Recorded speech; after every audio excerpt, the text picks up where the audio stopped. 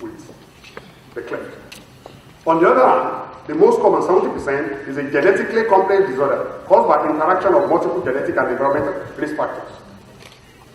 And concordance, if you are talking about, you want to tease out the role of the environment as well as gene in any genotype or any disease, you look at twins.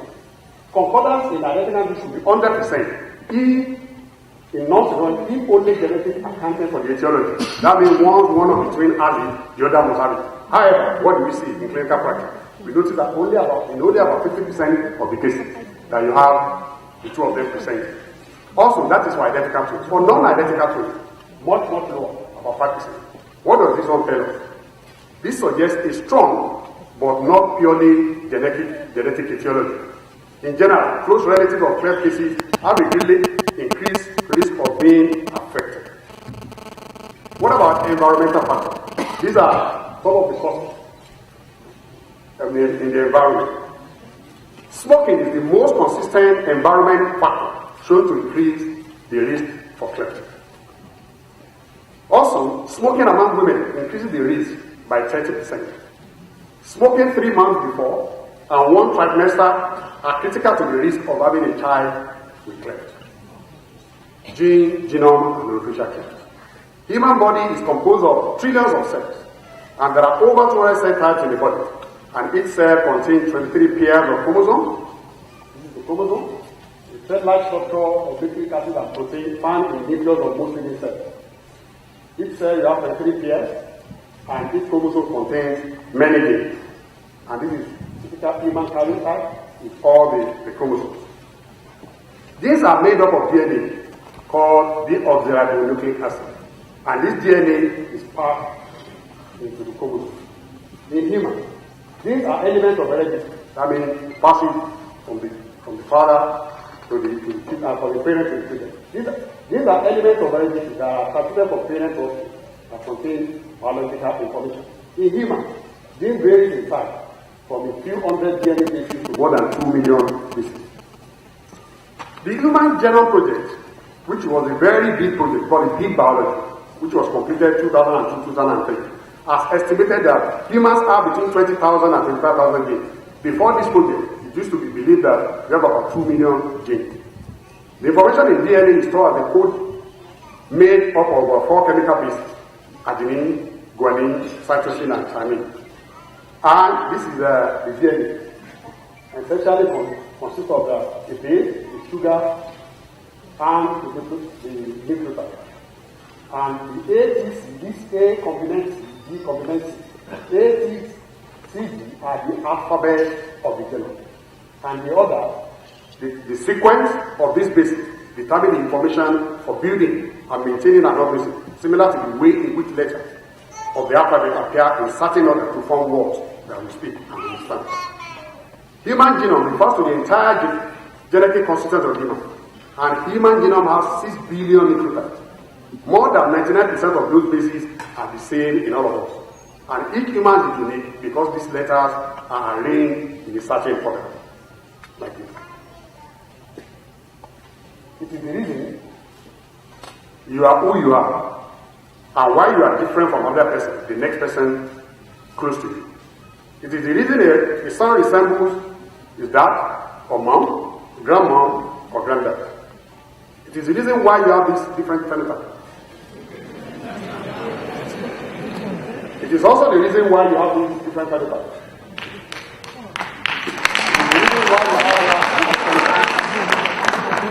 It is also the reason why some children are born like this, while others are born like this, or like this.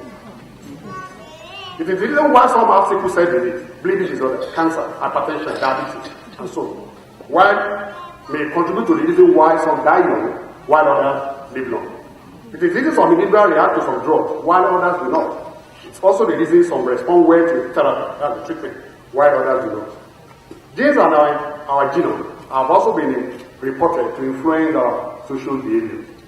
It's also the reason many of us must have observed that while a child resembles one of the parents early in life, but later takes after the other parent, many of us must have observed this. This is what we call genomic imprint. A genome is an obviously complete set of DNA, including all of its gene and regulatory elements. DNA is the language the genome is written in. Genome is like an instruction manual that makes you who you are. Just like English language is written in ABC, and Yoruba is written in RBD. The purpose of written or spoken language is to give instruction or communication. This well-regulated instruction is what makes one cell a skin cell, a kidney cell, another a brain cell. However, when you give instruction, you can have mistakes. Sometimes there is a mistake in the instruction manual. And this mistake, for example, can be point mutation, one of the 6 billion bases, or deletion, a chunk is deleted, or insertion, a chunk is inserted. How can we say that when you have a small change in 6 billion, how can it have serious effect? A single letter can make a big difference. A good example is what is common, many of us know about the sickle cell. Sickle cell is a sort of a change in just one of the 6 billion bases. And you can see the profound effect due to that. For us to understand further, there is this common jokes on the internet to show you that a single letter can make a big difference. Let us, Mr. Vice Chancellor, let us consider this message. A man received a message from his neighbor. Sorry, sir, I've been using your wife day and night when you are not around at home. In fact, much more than you do. I confess this now because I'm feeling very guilty. Hope you will accept my sincere apologies. I will pay if you wish to charge service fee. And these 207 characters. Immediately after reading the message, the man shot his wife dead. A few minutes later, he received another message. Sorry, sir, spelling mistake. I meant Wi-Fi, not Wi-Fi.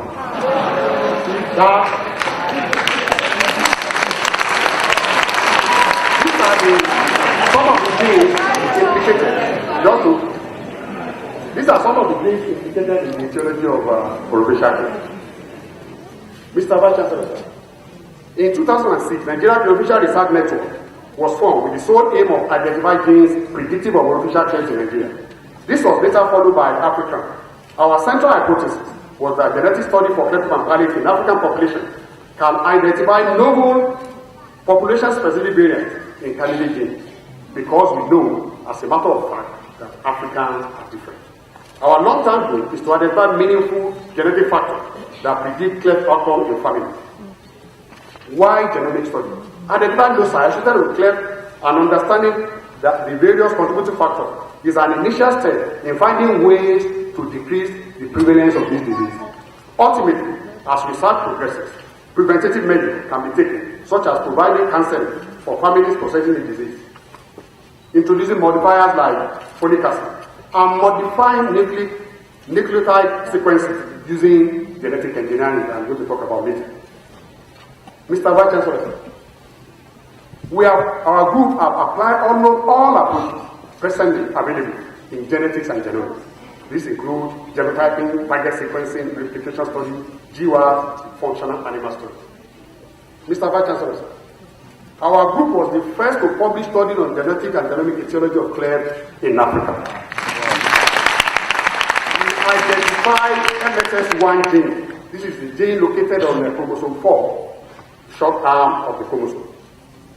In 2014, we also identified novel. When I say novel means it has never been reported before.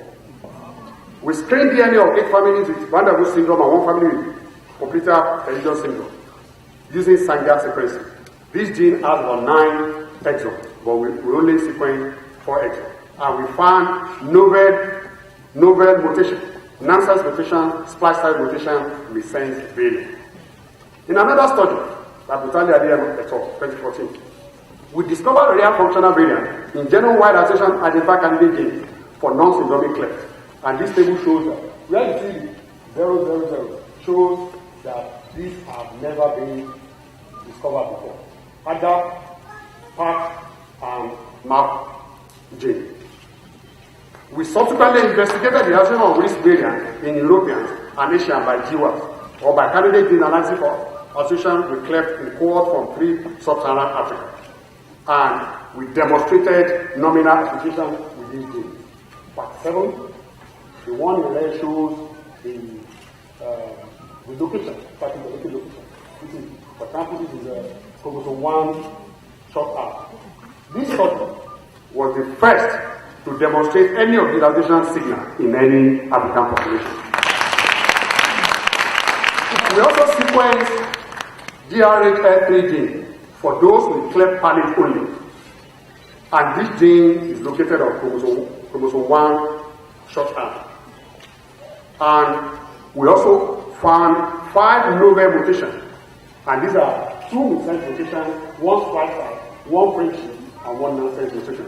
These mutations were absent from 270 sequence control and from all public exome and old exome databases, including 1,000 genome databases.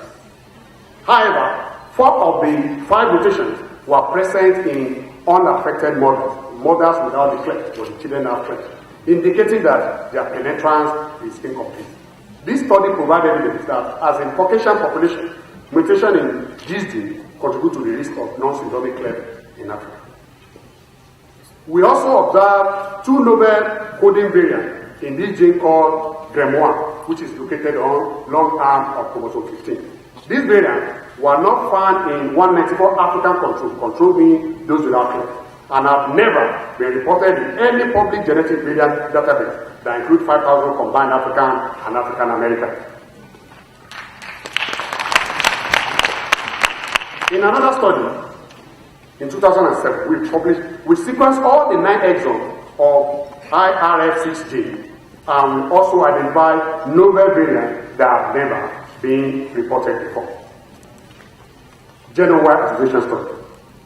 It is an approach of massive screening of genomes of many individuals, the instruction manuals of humans, to look for genetic variants that are associated with the disease risk. It's a powerful tool in genetics and genomic research. Today, 7 GWAS studies for cleft palate have been conducted and 26 risk loci have been identified. Mr. Vice Chancellor, these studies have been limited to European and Asian population until we conducted our study.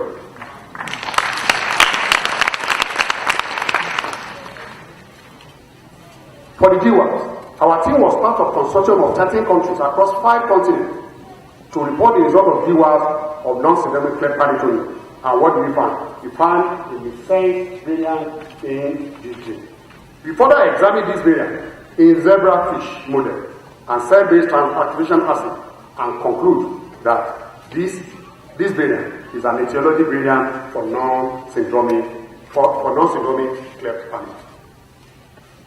We also conducted a multi-ethnic GWAS on cleft palate using 6,408 participants.